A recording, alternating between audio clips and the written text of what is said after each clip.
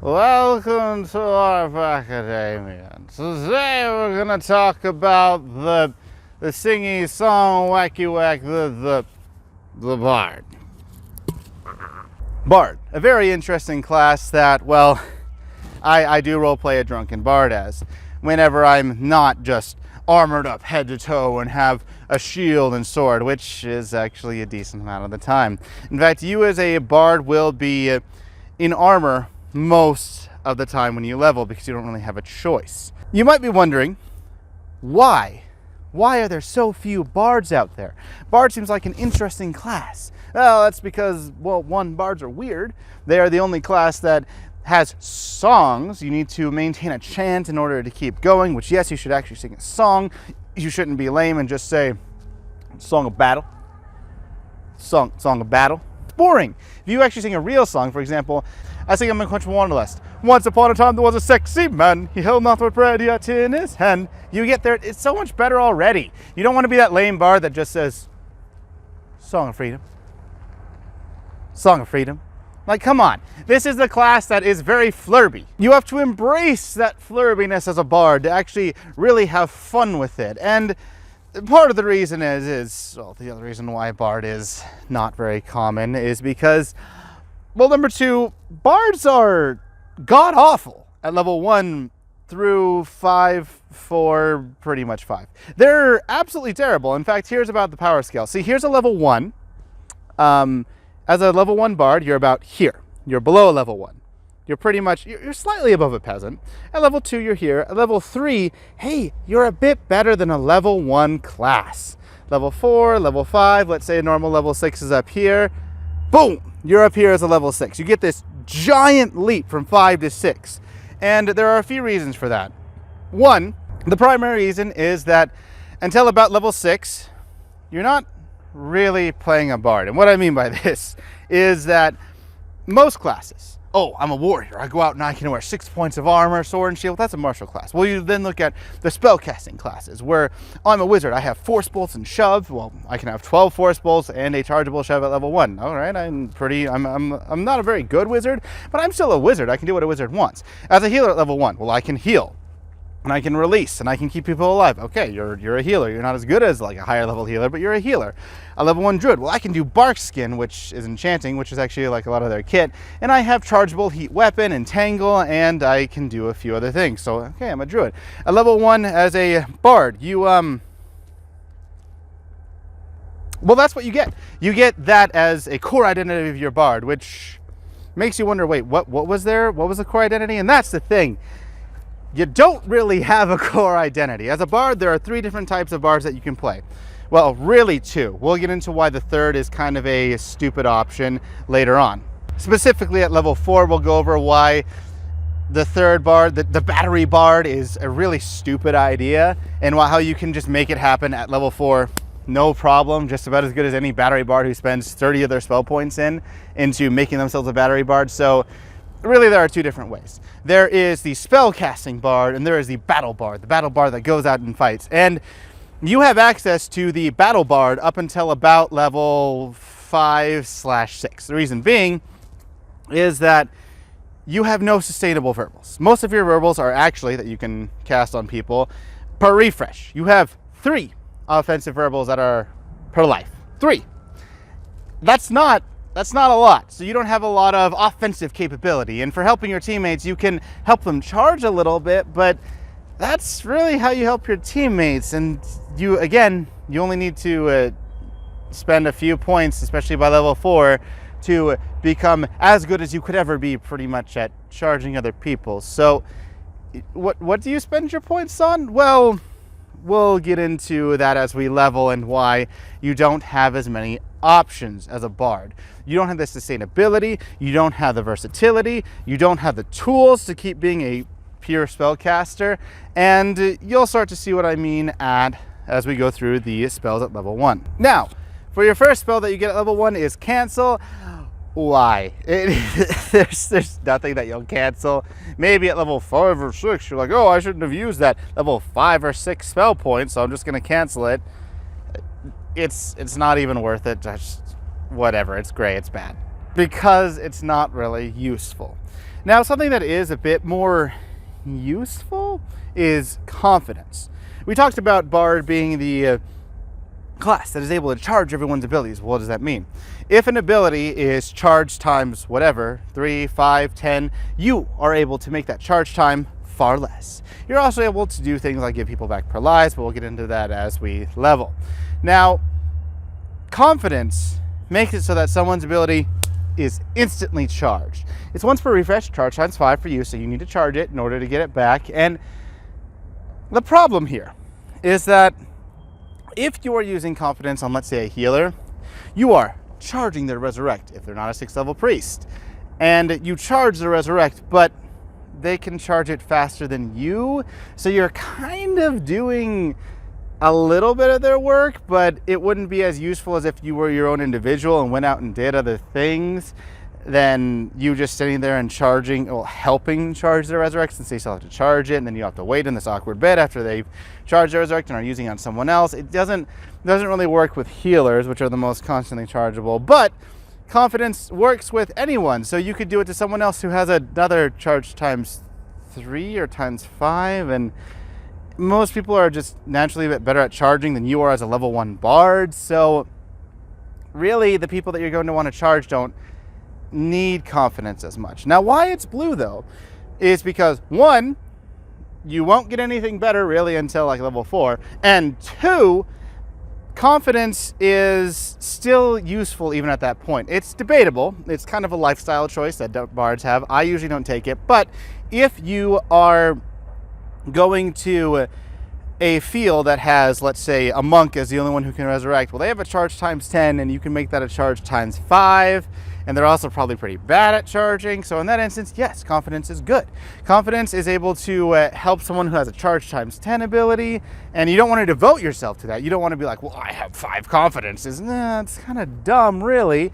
You just instead help them out if they need it. Well, if you ever are in the situation that helping them out is good, then yeah, confidence is a great option. And confidence is very good for those situations, since the 4th level ability, that's a little bit better than confidence and really replaces it, still isn't better than confidence in these scenarios. So confidence, it's not a bad option to take, even all the way to level 6. It's not necessary, but it's definitely an option that you should consider pretty highly. Now, without a doubt, the most important thing that you'll get at level 1, the thing that you will carry all the way up until level 6 and even use at level 6 most likely, is the short sword. Now, you're asking, well, Wizzo, why do I have 2 short swords? Well, you can buy 2, which, yeah, pretty good. Pretty good reason to buy 2, but then you can't cast. And as we go through level 1, you'll see why I have 2 short swords. And we'll talk about the most optimal way to play a bard at each level, because it's going to be very difficult. I've seen a lot of bards go out there with single sword and cast spells, and again, since your spells run out extraordinarily quickly, it's not a very good option. In fact, some of the spells will kill you if you cast them on people and you have a single short sword. So you really want 2. Now, why do you want 2 short swords? Why are they purple? Why are they better for bard than for any other class? 2 reasons. 1, you don't have very many spells that are sustainable, so you will run out of spells extremely quickly. And these things, they never run out of swings, which is great. 2nd is that short swords are your only way to harm anyone else. While druids are able to kill someone, and while healers really aren't meant to kill people, so why are we even considering that? And wizards are able to kill people in 1,000 different ways. You are really an offensive casting class that has no real offensive spells that really harm someone. So you'll want these. Due to those 2 reasons, short swords are amazing. You need at least 1 short sword. That's not debatable. You need at least 1 short sword in order to really play a bard at low levels. Or by low levels, I mean 1 through 5. So short swords are essential. They are possibly the best purchase. No, they are the best purchase that you could make at level 1. You really should have 2. You need at least 1. They're amazing for you. You need it. It's not sounding like a casting class because you're not really until later. Now, experienced.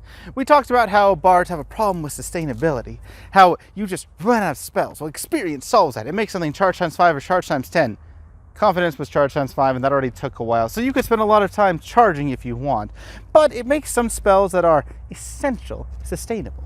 For example, at level 4, you'll get something that's really necessary. At level 2, you will really get something that's necessary that you should definitely experience. So experience should be used on your kit.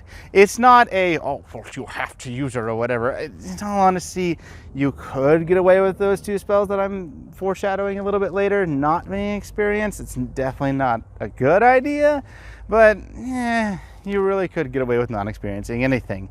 However, it is your only real way to make things sustainable, because aside from confidence, you don't have anything in your kit that is chargeable. Yay. Your next option is insult. Now, insult is very interesting. It makes it so that that person has to attack you or use abilities on you. So if a person is healing themselves, they can't heal themselves. They can't heal themselves when they're insulted. They have to attack you. The problem is that, well, if you have 2 short swords, you can't cast it. So you have 1 short sword, you insult them, and you are fighting someone single short sword versus a full kit of armor, a sword and board, something else. You're outclassed, and that's the problem with insult. Now, insult is very good if you use it on backline healers who are trying to heal and keep people alive, and it's wonderful for those instances. It's wonderful to get people away from the battlefield to fight you. You say, I want to fight that person, and you insult them, you go to the side, and they're like, well, I have to fight you. So then they kind of follow you, and then you can actually fight whoever you want. Insult is great for those purposes. It's not very good at level 1. It is per life, though. This is one of your 3 per lives. So for that alone, it makes it green. You just have to be careful when you're using insult and know who, how, and when to use it. If you use it incorrectly, your offensive spell, which harms someone else, will kill you. And if you use it correctly, it will really annoy someone else. And when we get down to it, that's what bards are really about, annoying other people. And we'll talk about that constantly as we go through our levels. Now, your next option is release. Release is essential. Why? Well, you're going out there with 2 short swords, all right? Or you're going out there later on with other equipment, and you get stopped. Well, I'm dead, unless I release myself. So release is essential for that purpose. The release is also able to get you out of insubstantial, which are tries to do a kill combo like we talked about in level 4. Well, I released myself. All right, cool. If I'm able to get it off, I'm alive. That's wonderful. Release is able to make the difference for you and your team. You are able to release your other teammates, and release is just a really good spell to take. It's also essential because, let's say, a wizard heats your weapon. You can't use your weapon. Well, I can't really wield it unless I release the ongoing effect. So I need release in order to swing. There's a lot of emphasis on short sword. I keep saying this because it's very important. So release will keep you alive, keep you swinging, and keep you able to, well, just stay in the game. That's why it's essential for you to take probably 2 as you level up. Now, your next spell is shove. I mentioned before that there was 3 offensive verbals. I somehow forgot shove. There's 4 offensive verbals that you can use per life. Now, shove is awesome. It is sorcery. It makes a person move back 20 feet. It interrupts their casting. It's just an amazing spell. Now, while wizard wants to be sadistic if they can with their shove, you as a bard are there to annoy people. Shove is very annoying, having to go back 20 feet, having it per life. Shove does what you want. It annoys people. It crowd controls them. Shove is great and wonderful. So I would highly recommend taking shove, at least 1, possibly up to 5, whatever, you know, it's not important. You just take one, you want shove. Shove is great. It works on everyone except monks, so definitely have fun with shove. Now on to our last spell that you can get, and that is Song of Determination. Now every song that you get is an enchantment. Everyone except one of them is unlimited, so you can cast it, and you can actually song hop. So, for example, if I sing my Wave of Determination, and I start singing a song, I can actually change the song and still have the same effect. I don't need to change anything else. I don't need to re-encant the spell, because I'm not changing the actual spell, I'm just changing kind of the component of the spell. It's a little bit confusing. But with songs, you need to be heard up to 50 feet, which is a little bit of a problem. sometimes, and most reeves don't enforce that because it's kind of unrealistic, but you do need to have some volume to your voice. Keep that in mind when you are picking your song. Now, Song of Determination makes you immune to command. Song of Determination is sort of replaced later on because while there's some spells that are like hold person, not command, they just stop. You can get a song that makes you immune to the stop state, so that's pretty good, but Song of Determination still has some other uses. For example, let's say someone is trying to use Suppression Aura on you. It is a 50-foot verbal that will make you suppress for 30 seconds, annoying and have to ask for a release, but instead of that, I can just say, I sing a Moment of Determination, and then you are immune to command. It makes you immune to the suppression bit. It also makes you immune to a lot of other bard abilities or even warrior insults. So while other songs won't make you immune to insult or let's say later abilities like Song of Determination will give you that immunity, and it's an optional immunity that you can turn on and off.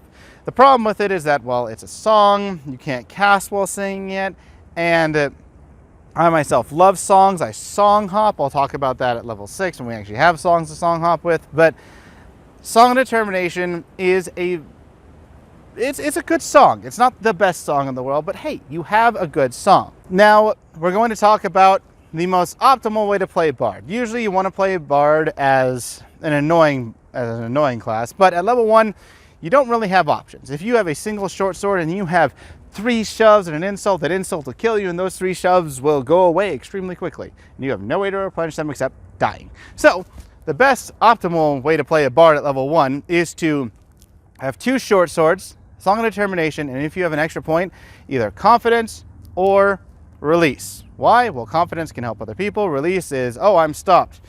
I can release myself. Now you see how I made sure the other sword goes into the other hand.